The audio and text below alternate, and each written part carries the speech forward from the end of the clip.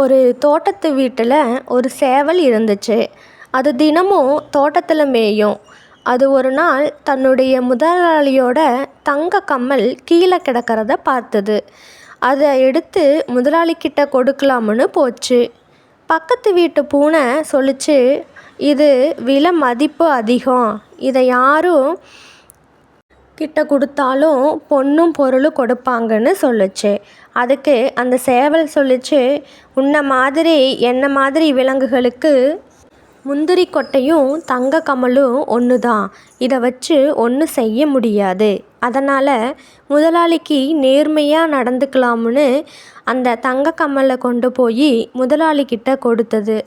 சந்தோஷத்தில் முதலாளி அந்த சேவலுக்கு நிறைய சாப்பிட்றதுக்கு கொடுத்தாரு. ஒரு வீடும் செஞ்சு கொடுத்தாங்க. சேவலுக்கு ரொம்ப சந்தோஷம். இக்கதையிலேருந்து தெரிஞ்சுக்கிறது என்ன அப்படின்னா, நேர்மைக்கு விலை மதிப்பு கிடையாது. இந்த கதை உங்களுக்கு பிடிச்சிருந்தது அப்படின்னா லைக் பண்ணிடுங்க, சப்ஸ்கிரைப் பண்ணிடுங்க. நம்ம சேனலை சப்ஸ்கிரைப் பண்ணி